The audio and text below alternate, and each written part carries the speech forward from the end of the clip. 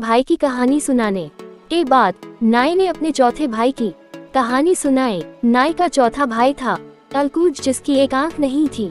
उसकी एक आंख न होने की कहानी भी बड़ी दिलचस्प थी। नाई ने बताया कि उसका भाई एक कसाई था। उसे भेड़ बकरियों को परखने की अच्छी जानकारी थी। इसके साथ वह भेड़ों को लड़ाया भी करता था। उसे भेड़ों बकरियों की कई किस्मों के बारे में भी खूब जानकारी थी। नगर के कई बड़े लोग उसकी भेड़ों की लड़ाई देखने आते थे। अलकूज भेड़ बकरियों का मांस भी बेचता था। इस तरह वह नगर में काफी प्रसिद्ध था।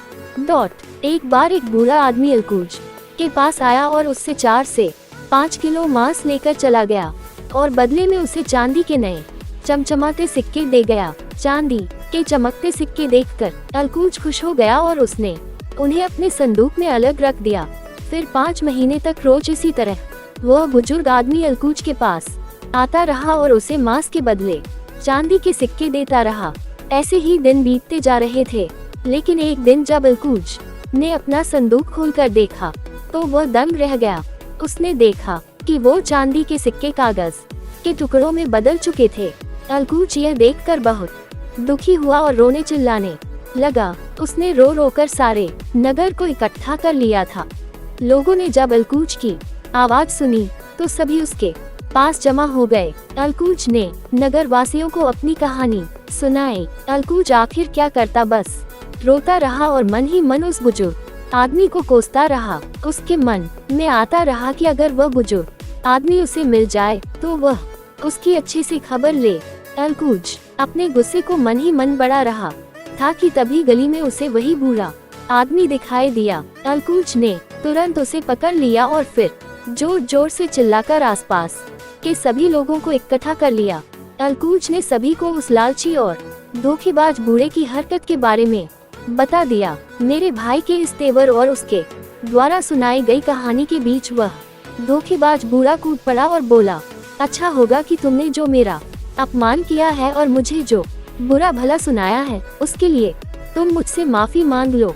तुमने जो मुझ पर यह झूठा आरोप लगाया है उसे वापस ले लो, और अगर तुमने ऐसा नहीं किया तो मैं तुम्हारा ऐसा अपमान कराऊंगा कि तुम कभी नहीं भूलोगे। वह बुजुर्ग व्यक्ति इतना कहकर भी चुप नहीं हुआ।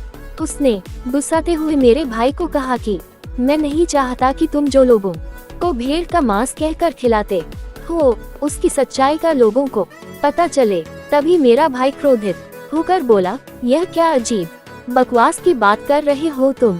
तुम्हें जो करना है करो, लेकिन मैं डरता नहीं हूँ। मैंने कभी किसी का बुरा और कभी किसी के साथ धोखेबाजी नहीं की, तो मुझे कोई डर नहीं है। इतना सुनते ही बूढ़ा भड़क गया और मेरे भाई से कहने लगा, तू अगर नहीं मान रहा तो ले करा ले अपनी बेइज्जती। सुनो भाई लोग, यह कसाई अब सभी को भेड़ बकरी का नहीं बल्कि अब तक इंसान का मांस बेचता आया है। उद्धरण। इतना सुनते ही मेरा भाई अलकूज चिल्ला पड़ा और बोला, अरे पापी, तू बुढ़ापे में भी झूठी बातें करने से बाज नहीं आ रहा? क्यों इस तरह की अफवाह फैला रहा है? क्यों इतना झूठ बोल रहा है? वह बूढ़ा अब भी बाज न आया और चिल्लाते हुए कहने लगा, मैं क्यों झूठ बोलूंगा? मैं तो सच बोल रहा हूँ। अभी भी तुम्हारे दुकान में एक बिना सिर वाली आदमी की लाश पड़ी है। अगर किसी को सच जानना है तो वो वहाँ जाकर देख सकता है। भाइयों, आप लोग इसकी दुकान में जाकर देखो और बताओ यह झूठ बोल रहा है या मैं। अलकूज ने भी बिना डरे तिलमिलाते हुए कहा कि जो मेरी दुकान में आना चाहता है आ जाए और मेरी दुकान के अंदर आकर देख ले।